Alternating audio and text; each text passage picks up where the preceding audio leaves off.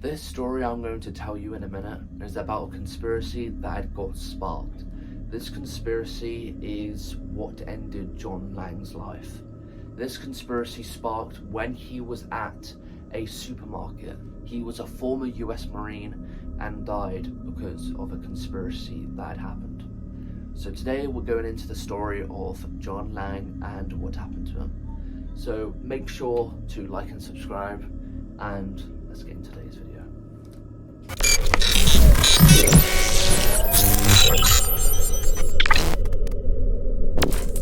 John Lang was a former US Marine who lived in Fresno, California, and in 2015, while he was living there, he was at a local store and noticed in the parking lot that some police were acting very suspicious. He did some digging and he noticed that they were running a scam. The police would scan license plates of parked cars in these parking lots, and if they got a hit, they would wait until that person came back, got in their car and drove away. Then the police would follow them and then pull them over and act like it was a routine thing, when they knew they were going to get a bust. And on this particular violation, this was totally unethical and totally illegal. So Lang began posting on Facebook about this scam, and he would tell people that this was a profit driven, that the Fresno PD, they were operated on a quota system. So that means if they got a hit on the driver's license in the parking lot, they would arrest this person and they would earn more money. So every arrest is more money.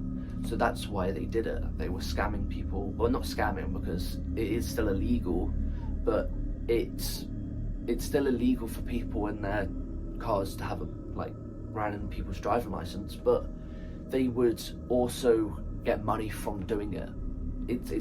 I don't know what to think of it. It's just a peculiar situation that then evolved into people then bombarding onto this conspiracy to then investigate more. Yes, so the more people they arrested, the more money they made. Lang then also began posting comments on the Fresno PD webpage that Fresno was scamming everyone. He also went to the local newspaper and written it, but no one's listened still. The Fresno PD would tell them that they had nothing to do with this and they needed to investigate the Fresno PD. No one on Facebook was taking Lang seriously, and no one from the Fresno PD was reacting to John Lang's claims that they were running a scam, because they knew the scam was happening, so they didn't reply back. Why would they? They're making loads of money. So then he went deeper into investigation. He found out that the chief of police had been arrested, and so were 5 other officers because of drug charges. The chief then got out, and then he bailed all the 5 officers out. He then told everyone that the chief of police had bailed them out, and then on a night that I do not know, the chief of police shot this officer that had told everyone. He had shot him dead and covered it up. But obviously people didn't know that he had covered it up, because he has covered it up until a few bit later when they had exposed it. Everyone thought he had covered it up when he did. John Lang was then very concerned that the Fresno PD were very upset with him and was following him around the whole entire town and also harassing him. He knew this because they would just follow him, not from a person who was obviously in the police department outfit. They were obviously following him in normal clothes and undercover. He then decided to put a protective measure all over his house. He would then put a camera right outside of his house and record everything. He was watching the streets. Every footage he did, he posted it on YouTube. And as some of his videos that he pulled are very crazy, and Lang would upload 17 videos on his YouTube channel called Lang Marine. Now every video has a fairly detailed caption associated with it, where John describes what you're looking at. The first video is of his white pickup truck that pulls up in front of John's property. Now Lang would say in the description that this particular truck has been seen all over when he's out in public, and he believes it's an unmarked car from the police officers that will follow him everywhere. It slowly rolls in front of his property and then eventually drives away. And then a few minutes later, it drives back around and doesn't slow down and drives past his house following these 2 drive-bys. And Lang would say that he got a series of hang-up calls that he thinks were the police calling him to intimidate him. And in the next video, you see a man walking his dog and stopping right in front of John's property. John has a dog and his dog runs up to the fence and the 2 dogs start smelling each other. And at some point, the guy with the dog walks off. Lang believes that this was a police officer that was conditioning Lang's dog to not attack if he were to come into the property. Lang is suggesting that the police are preparing to assault his property.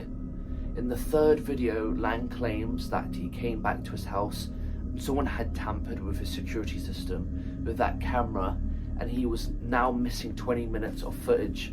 And the 4th video he uploads is by far the most well-known of any of the uploads. It shows a minivan pull up right in front of his house on the other side of the street.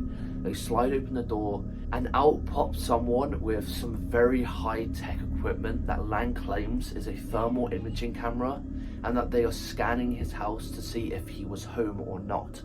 Now, whether or not this is actually Fresno police with a thermal imaging or not, it was in his house, and he saw someone across the street with a piece of equipment. I would have some questions as well, like, what are you doing there? What's going on? Why have you got a massive camera?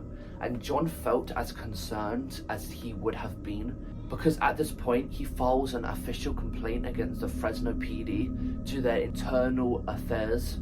Lang claims that following that formal complaint, things only got worse. He believes that internal affairs gave the complaint to the rest of the police department, and that further upset them and made them target him even more aggressively.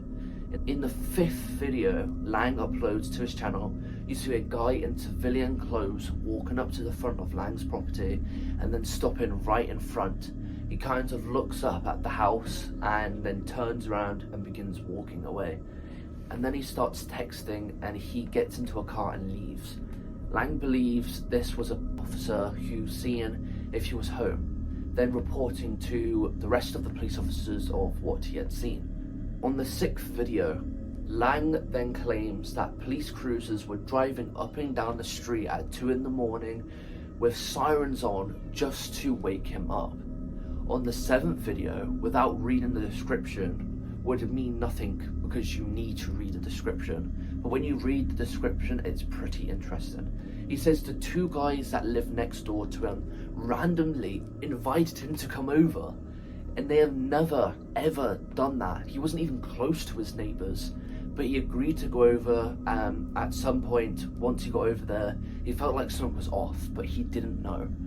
It was like he felt very uncomfortable, so he decides to leave, at which point he says his neighbour did not want him to leave. They were really aggressive to him, and he was trying to stay inside the house. He said, "No, I'm leaving," but they blocked his way. He managed to push past them, walked outside. You see him following him as he leaves their property and walks on the sidewalk to his property. He has a fence around his house and he's trying to get to his fence to open it up, and they're blocking his way. They're not letting him go into his property or into his house, even though it's his. They're not letting him go in there. And it was like, it was all set up. He finally pushes past them to go inside, and then they start yelling his name. It was like they were working for the police. The police were inside of his house, and the people were paid by the police to not let him go inside. It was like they were tampering with stuff inside of his house. They were screaming his name because they didn't want the police officers to get caught that were inside of his house. It's just all like rigged up. It doesn't make sense. Why wouldn't they let him go inside of his own house that he pays himself for? It doesn't make sense. They have no reason to let him, to not let him go inside of his property. It just doesn't ring up. And then he goes inside of his property to see In the 8th video, it shows two cruisers showing up in the middle of the night and parking out front of Lang's property, and at least 6 officers get out and are just standing there under a street light. They don't appear to be doing anything before ultimately getting back in and leaving. Lang says they were doing that purely to intimidate him. Videos 9 and 16 are fairly unremarkable, but there is one video where very clearly someone walks right up to Lang's truck and tries to break into it. It's not subtle, just Lang believes this was another police officer. The 17th and final video shows the Lang's uploads show a carpet cleaner van pulling up in front of his property. On the passenger side, a man gets out. He's wearing civilian clothes, just smoking a cigarette, looking up at Lang's property. And they're there for quite some time, and at some point he gets back inside of his car and they don't have any carpet cleaner and they just drive away. After uploading this video, he goes onto Facebook and shares a link to that video, and he tells people to remember this van because he believed that Fresno PD were just days away from finally launching their attack against him. He knew that they were going to come get him, but he had to explain it to people very much. There was something going on here and people needed to know. After a few days, his Facebook posts become increasingly more panicked. He starts saying that he regrets ever doing this with the police. He says that they were moments away and they were gonna go to his house and kill him. One of his last Facebook posts where he was asking his friends to stay with him because he was scared for his life. While his friends were concerned, no one actually took him that serious and no one stayed him that weekend. John Lang was then found dead inside of his house that had been set on a fire, and when the fire department came to try and put out the fire, the door was barricaded shut. And when the coroner did the first initial report of the body, he said that Lang had multiple stab wounds on his back but had ultimately died of smoke inhalant.